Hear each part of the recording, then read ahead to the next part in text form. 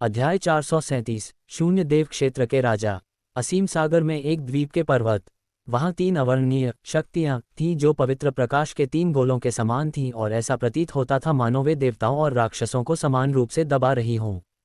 सुनहरा कंकाल मृत्यु की हवा से भरा था। चांद के वस्त्रों वाली स्त्री शुद्ध और पवित्र थी, जबकि दुष्ट मार्ग के राजा को काली हवा ने घेर रखा था। शून्य देव क्षेत्र के तीनों राजाओं ने पास की स्वर्ग पृथ्वी युआन क्यूई को अवरुद्ध कर दिया था और आत्मा का एक दबाव आसपास के जीवित प्राणियों को दबा रहा था।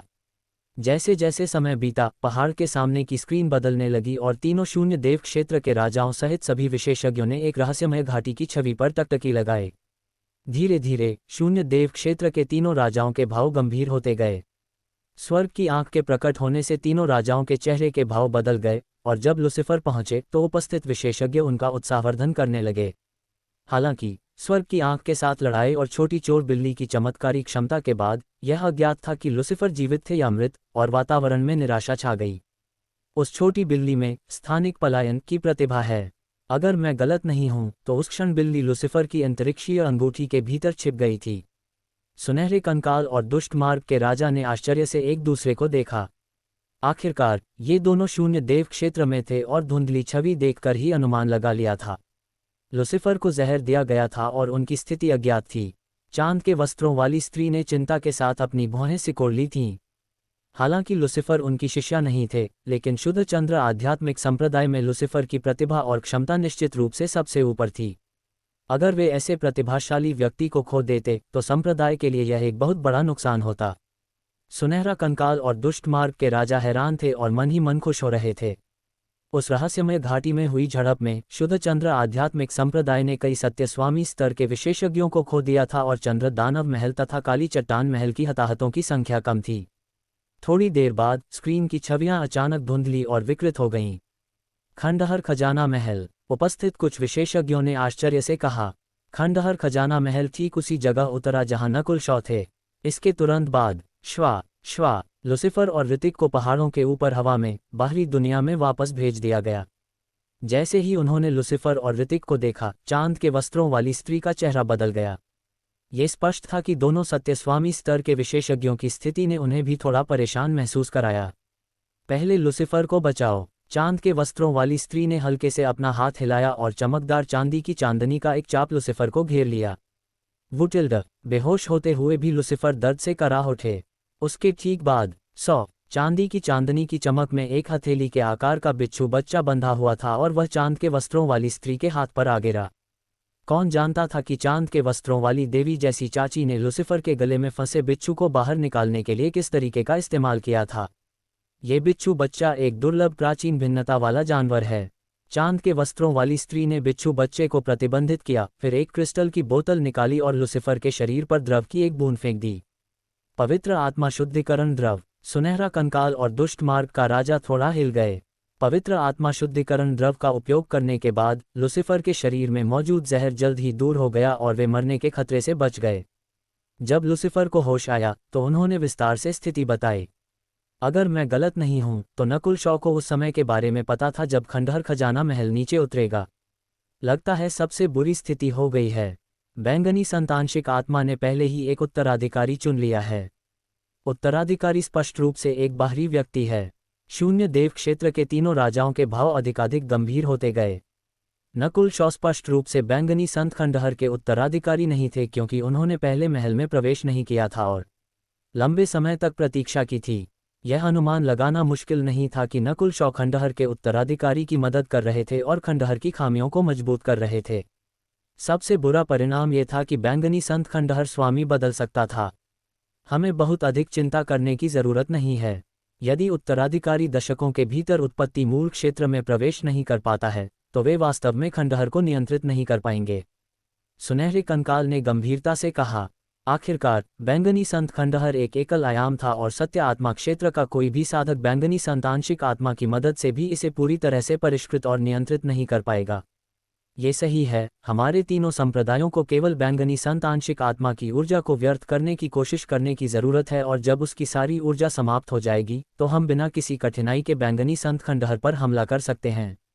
दुष्ट मार्ग का व्यक्ति मुस्कुराया।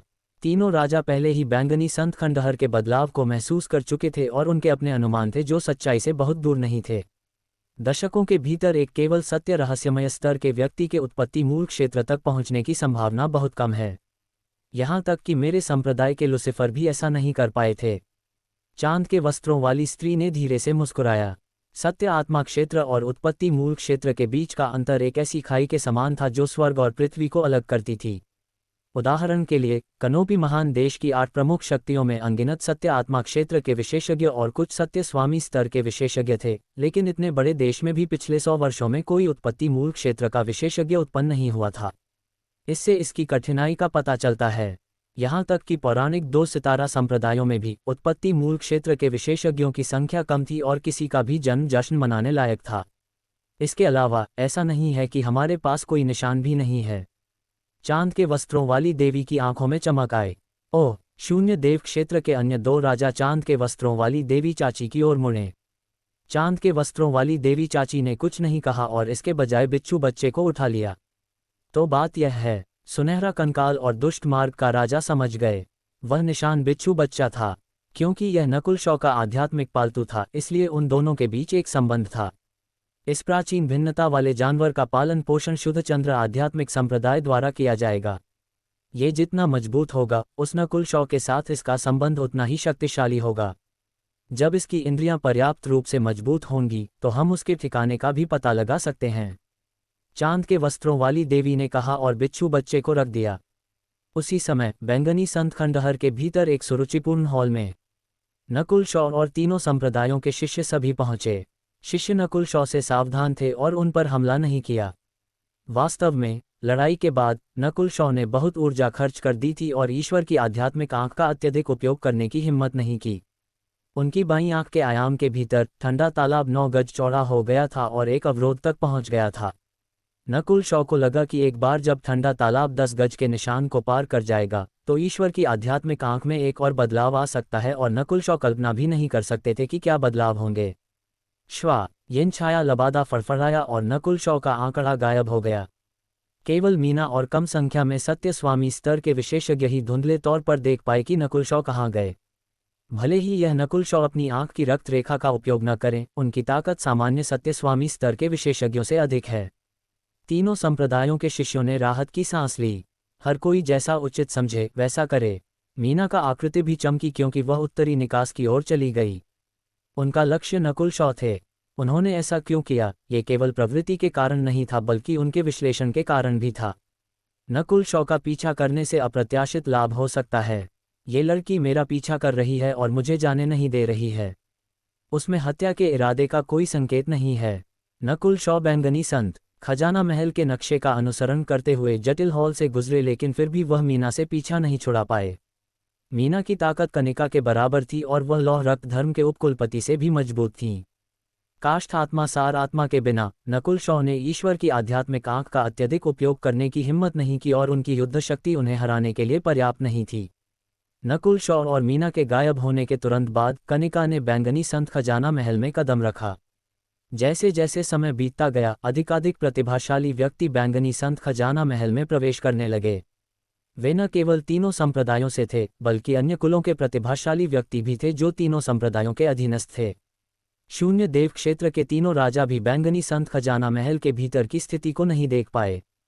कई दिनों बाद श्वा तीनों पक्षों के 2 प्रतिभाशाली व्यक्ति बैंगनी संत खजाना महल से बाहर आए। एक बार जब उन्हें बैंगनी संत खजाना महल से बाहर भेज दिया गया तो वे खंडहर से बाहर निकल जाते। ये प्रतिभाशाली व्यक्ति उदास और निराश थे। खंडहर खजाना महल को 3 मंजिलों में विभाजित किया गया था। अधिकांश प्रतिभाशाली व्यक्ति केवल 10,000 चित्रण मंजिल पर घूमते थे, जो कि पहली मंजिल थी।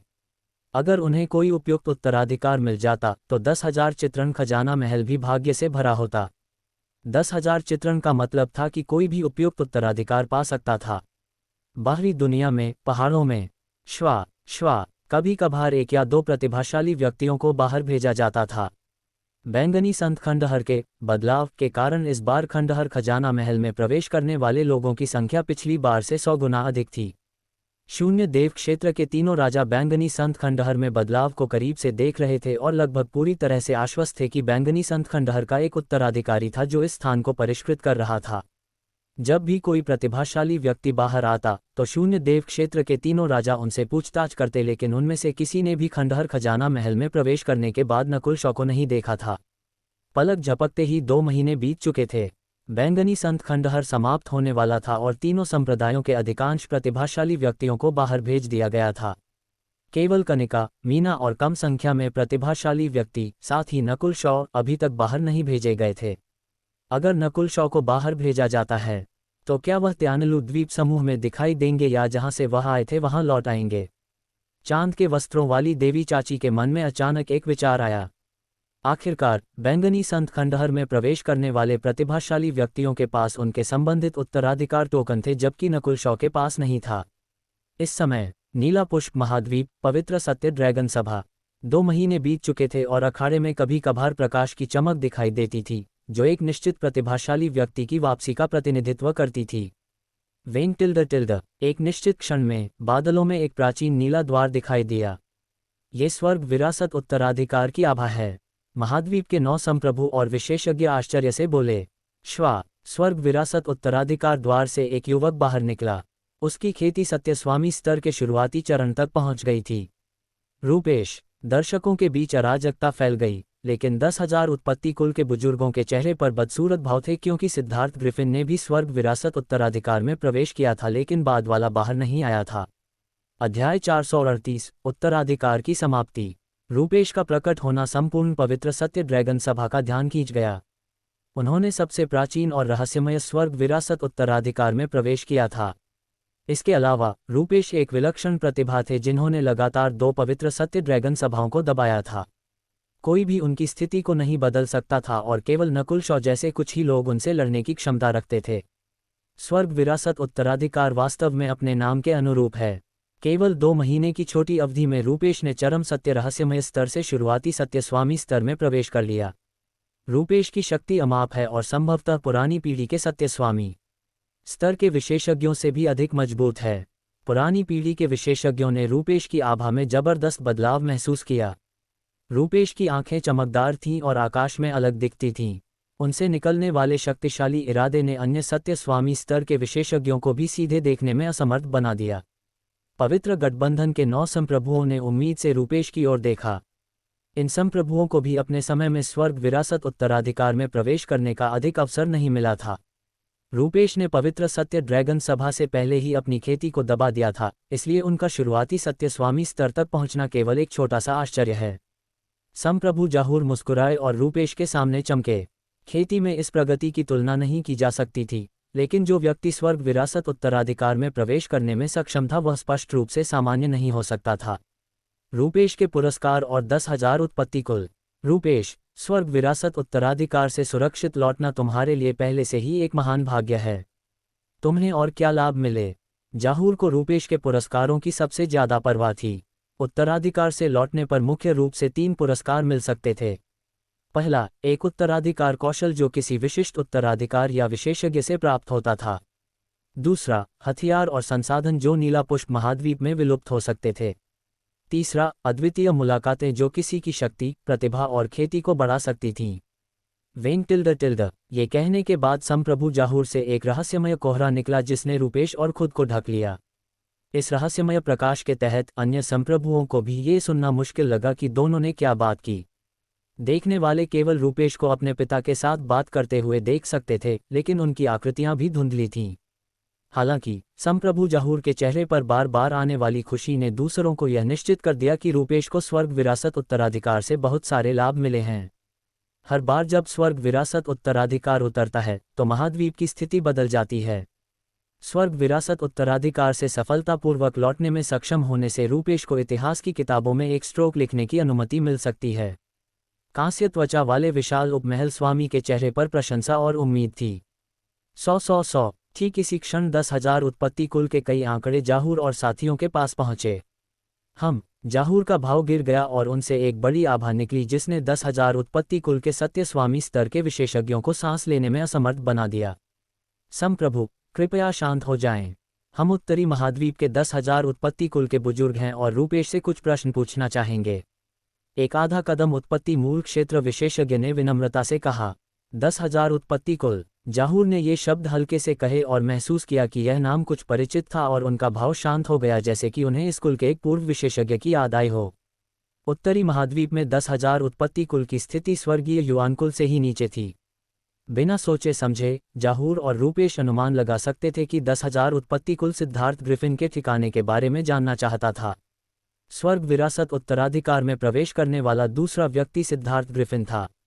मैंने उत्तराधिकार में सिद्धार्थ ग्रिफिन को केवल एक बार देखा था और नहीं जानता कि वह बाद में कहाँ गए।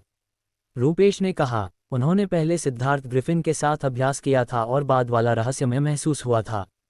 एक ही बात थी कि स्वर्ग विरासत उत्तराधिकार में प्रवेश करने वाले प्रतिभाशाली व्यक्ति नीलापुष्प महाद्वीप तक ही सीमित नहीं थे और बाहरी दुनिया से हो सकते थे।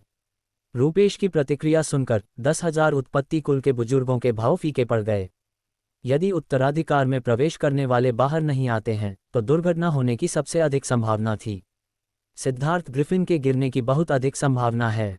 रूपेश ने कुछ नहीं छिपाया। 10,000 उत्पत्ति कुल से आए लोगों के भाव और भी बदसूरत हो गए और हार से भरे थे। लेकिन मेरे ज्ञान के अनुसार एक और छोटी संभावना है। स्वर्ग विरासत उत्तराधिकार में प्रवेश करने वाले प्रतिभाशाली व्यक्तियों के पास उच्च श्रेणी के स्वर्ग विरासत शाखा उत्तराधिकार में प्रवेश करने का एक मामूली मौका होता है। रूपेश ने धीरे धीरे कहा, स्वर्ग विरासत उत्तराधिकार अनगिनत उत्तराधिकारों में विभाजित था जो भूमि के हर टुकड़े पर गिरते थे। बेशक रूपेश ने जिस संभावना की बात की थी वह बहुत छोटी थी और केवल किंवदंतियों में दिखाई देती थी। कम से कम नीलापुष्प महाद्वीप के इतिहास में ऐसा पहले कभी नहीं हुआ था।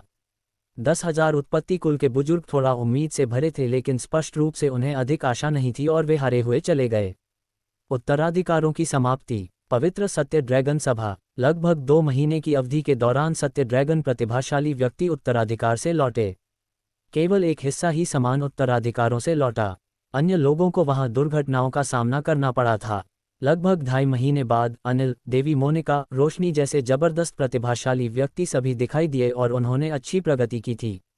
उनमें देवी मोनिका ने सत्य स्वामी स्तर में प्रवेश कर लिया था और उनकी प्रगति रूपेश से ही नीचे थी। स्वर्ग विरासत उत्तराधिकार और रहस्यमय बर्फ उत्तराधिकार सभी समाप्त हो गए थे।